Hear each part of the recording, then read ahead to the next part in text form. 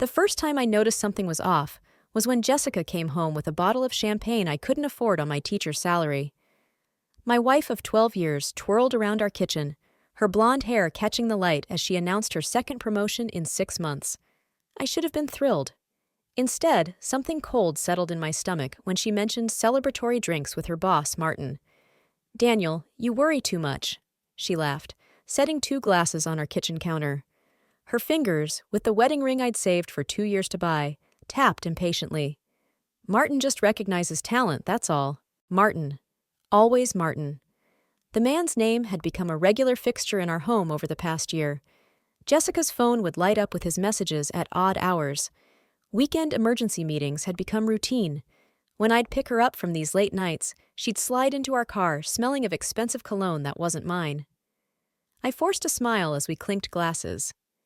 "Congratulations, honey." The words felt hollow in my mouth.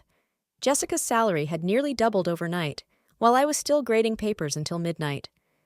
After 12 years together, I thought I knew everything about my wife, her determination, her ambition. But the woman across from me, in a dress I'd never seen before, felt like a stranger. That night, I couldn't sleep. While Jessica's breathing steadied beside me, I slipped out of bed and opened her laptop. I'd never invaded her privacy before, but the knot in my chest had grown too tight to ignore. Her email was still logged in. 3 clicks later, I was staring at calendar invites from Martin, scheduled during times she told me she was working late with the team. One private meeting was labeled only as our special game. My hands went numb. The next morning, I called my oldest friend, Kevin. "Something's not right," I whispered into the phone, stepping outside so Jessica wouldn't hear. "I need your help." Kevin worked in the same industry as Jessica. If anyone could help me understand what was happening, it would be him. "Daniel," Kevin's voice was serious, "you need to be careful. Martin Fletcher has a reputation, and not a good one." My throat tightened. "What kind of reputation?" Kevin hesitated. "The kind that involves getting what he wants, no matter what." Kevin and I met at a diner 3 blocks from my school. The lunch rush had ended, leaving only a few stragglers nursing cold coffee. I hadn't eaten all day. My appetite vanished the moment I saw that calendar entry. "Martin Fletcher has a pattern," Kevin said, sliding a manila folder across the table. 3 companies, 3 female employees who rose meteorically. Each one left suddenly. No notice, no forwarding information. He tapped the folder. "Your wife isn't the first, Daniel." My coffee turned to acid in my stomach. "Are you saying he's—" "I'm saying be careful how you handle this," Kevin cut me off. "Fletcher's connected. Board members, investors, they protect him because he delivers results." That evening, I watched Jessica prepare for another team dinner. She'd lost weight recently, her collarbone more pronounced as she fastened a necklace I didn't recognize. When had we stopped telling each other everything? "I might be late," she said, not meeting my eyes in the mirror. "Don't wait up." Something inside me snapped. "Who gave you that necklace, Jess?" Her fingers froze at her throat. "What?" "The necklace. It's new." "Oh," she laughed, but it sounded forced. "The team. It was a congratulations gift." I nodded slowly. "From Martin?" Her eyes flickered to mine, then away. "From everyone. I need to go." After she left, I opened the folder Kevin had given me. 3 women, 3 similar stories. But it was the last page that made my hands shake. A photo of Martin at a charity gala, standing too close to a woman who wasn't his wife. The woman was Jessica. I grabbed my keys. I knew where the team dinner was being held. It was time to see this special game for myself. The restaurant was one of those places where they don't list prices on the menu. Through plate glass windows, I spotted them immediately. No team in sight. Just Jessica and Martin at a corner table, his hand resting on hers. My wife threw her head back, laughing at something he said, looking more alive than she had at home in months. I couldn't move, couldn't breathe. A waiter asked if I needed a table, but his voice sounded underwater. Jessica reached up to touch her necklace, my birthday present replaced by his gift. Martin leaned in, whispering something that made her cheeks flush. I turned away before they could spot me, stumbling back to my car. Rain had started to fall, plastering my shirt to my skin. The drive home happened in a blur. I don't remember stopping at lights or turning corners. Just the image of Jessica's hand beneath his, burning into my brain. At home, I searched frantically for the 3 women from Kevin's folder: Allison Byrne, Madison Taylor, Erica Washington, all brilliant according to their LinkedIn profiles. All had left suddenly after rapid advancement under Martin Fletcher. I messaged Allison. No response. Madison's profile hadn't been updated in years, but Erica had posted recently. New beginnings in Portland after corporate burnout. I sent her a message, fingers trembling. I need to know about Martin Fletcher. My phone pinged almost immediately.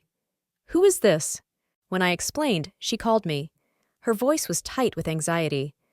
I signed an NDA. I can't talk about what happened. Please, I begged. It's my wife. A long pause. Check your email in 10 minutes. Use a secure account, then delete everything. The longest 10 minutes of my life passed before an email arrived with a single attachment. A scanned document titled Special Game Agreement. The first line made my stomach drop. This document outlines the terms of advancement in exchange for services rendered. I read the document 3 times, each word hitting like a physical blow.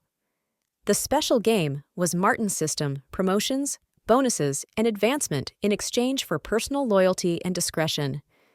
The agreement never explicitly mentioned sex, but the implications were unmistakable. Regular private meetings, travel with flexible accommodations, maintaining appropriate appearance standards, confidentiality about the mentorship arrangement. My hands were shaking so badly, I nearly dropped my phone when it rang. It was Kevin. Daniel, where are you? You need to be careful. I have the agreement, I said, my voice hollow. Erica sent it. Kevin swore under his breath.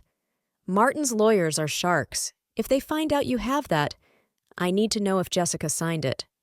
Daniel, 12 years, Kevin. 12 years of marriage. The sound of our front door opening cut the conversation short. I ended the call as Jessica's heels clicked across the hardwood floor. When she entered our bedroom, her smile faltered at the sight of me sitting in the dark. Daniel, why are you sitting in the dark? I held up my phone, the document still open. Is this why you got promoted twice? Her face drained of color. Where did you get that? Did you sign it, Jessica? Did you sign Martin's special game agreement? She reached for the light switch, flooding the room with harsh brightness. You don't understand, she whispered. You can't just advance on merit in that company. So it's true. The confirmation hit worse than suspicion ever had. It's not what you think, she insisted, her voice rising. It's a mentorship program. Stop lying. I was on my feet now, a lifetime of trust crumbling. I saw you tonight. There was no team dinner. It was just you and him. I saw his hand on yours. The color returned to her face as anger replaced shock. You followed me? You've been spying on me? Answer the question, Jessica. What exactly does Martin's mentorship involve? Jessica's shoulders slumped as she sank onto the edge of our bed. The fight seemed to drain out of her. Nothing physical happened, she whispered. Not yet, but he made it clear that was the next step. Relief and disgust battled inside me. So you've been pretending? Leading him on? I've been surviving. Her eyes flashed with sudden anger. Do you know what it's like being passed over for promotion after promotion? Watching men half as qualified climb the ladder while I hit the glass ceiling? She gestured around our modest bedroom. We need the money, Daniel. Your teaching salary barely covers the mortgage, and my student loans. Don't you dare make this about money. My voice shook. You lied to me. For months. Because I knew you'd react exactly like this. All moral outrage and no practical solutions. She stood, pacing. Martin's program is awful, yes, but 3 women got senior positions through it. I thought I could play along just enough to get where I needed to be. And then what? He just lets you walk away? I pointed at the document on my phone. Those other women disappeared, Jess. They signed NDAs. Something flickered across her face. Fear, maybe. I've been recording our meetings. Every inappropriate comment, every implied threat. I thought if things went too far, I'd have leverage. I stared at her, this stranger wearing my wife's face. You've been recording him? Insurance. She reached for her purse, pulling out a small voice recorder. 27 recordings. Enough to destroy him if he ever tried to force me. The bedroom felt airless suddenly. So your plan was to blackmail him? My plan was to protect myself. Tears spilled down her cheeks. You don't understand what it's like. Every promotion meeting turns into drinks. Every work trip means defending yourself. I thought I could beat him at his own game. I looked at my wife, really looked at her, the determined set of her jaw, the calculation behind her tears. Had she always been this person, or had Martin's game changed her? We need to go to HR, I said finally. Jessica laughed bitterly. HR reports to Martin. We stayed up all night listening to the recordings. Martin's voice, smooth and manipulative, made my skin crawl. Each file documented a progressive pattern, initial professional mentorship, gradually shifting to personal compliments, then subtle touches, then explicit hints about taking their arrangement to the next level. Jessica's responses were always carefully ambiguous, neither rejecting nor encouraging. This one's from last week, Jessica said, pressing play on the most recent file. Martin's voice filled our living room. The Paris conference has a suite reserved for us. I think it's time we discuss the full benefits package of our arrangement. Jessica's recorded voice sounded nervous. I'm not sure my husband would understand the travel arrangements. Martin laughed. Your husband doesn't need to understand our business, Jessica. That's why it's called the special game. I stopped the recording, feeling physically ill. He's planning to take you to Paris? Next month. Jessica stared at her hands. I've been putting him off, but he's getting impatient. Dawn was breaking by the time we finished listening. The evidence was damning clear. Sexual harassment, implied quid pro quo, even veiled threats about her career if she didn't play along. But mixed with my disgust for Martin was a lingering sense of betrayal. Jessica had hidden this for months, calculating every move instead of coming to me. We need allies, I said finally. Kevin mentioned board members protect Martin because he delivers results. But what if multiple women came forward at once? Jessica shook her head. The NDAs. NDAs don't cover illegal activity, I countered. And we have the recordings. My phone pinged with a message from Erica. Did you get my email? Be careful. Another message followed immediately. Martin's looking for the agreement. He knows someone accessed it. He's threatening all of us. Jessica's phone rang simultaneously. Martin's name flashed on the screen. Her face went pale. Don't answer it, I said. If I don't, he'll know something's wrong. She took a deep breath and answered, putting it on speaker. Hello? Jessica. Martin's voice was ice cold. We need to discuss a security breach. Someone's been accessing confidential company documents. I need you in my office, now. I'll go, Jessica said after hanging up. If I don't, he'll know for sure it was me. It's not safe, I argued. He's dangerous. I know exactly how dangerous he is. She touched the voice recorder. That's why I need to go. I'll record everything. Get final proof. A tight knot of anxiety formed in my chest. Then I'm coming with you. No. Jessica's voice was firm. You wait in the parking lot. If I'm not out in 30 minutes, come in. Better yet, call the police. While Jessica got ready, I texted Kevin, forwarding Erica's warning. Then I made a decision. I copied all 27 audio files to a secure cloud folder and emailed the link to my school principal, Linda, with a brief explanation. Linda had connections on the company's board through her husband. If something happened to us, someone would know the truth. The drive to Jessica's office building was tense. Early morning sunlight glinted off glass windows as employees filed in for their Saturday shifts. Jessica clutched her bag containing the recorder. 20 minutes, I said as she got out. Then I'm coming in. Inside my car, each minute crawled by. I messaged Erica. Jessica's meeting Martin now. Do you know any board members we can trust? Her reply was immediate. Patricia Lawson. She's been trying to get evidence on Martin for years. I searched for Patricia online. Head of the Ethics Committee, former prosecutor. Perfect. 19 minutes had passed when my phone rang with an unknown number. I answered cautiously. Is this Daniel Mitchell? A woman's crisp voice. Yes. This is Patricia Lawson. I understand you have evidence regarding Martin Fletcher. My mouth went dry. How did you? Erica contacted me. Where are you now? Outside the building. My wife is inside with him. Stay there. Her tone sharpened. Security is on their way up. We've been building a case against Fletcher for months. Your wife's recordings could be the final piece. Before I could respond, Kevin called on the other line. Daniel, they're escorting Martin out. He's furious. I dropped the phone and bolted from my car. Through the lobby windows, I could see security guards flanking Martin, his face contorted with rage.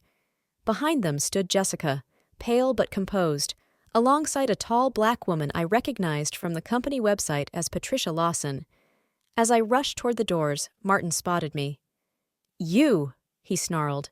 You think this is over? Do you know who I am? Patricia stepped forward. Mr. Fletcher, I advise you to remain silent. The board has heard enough of your voice for one day. Jessica's eyes found mine across the lobby.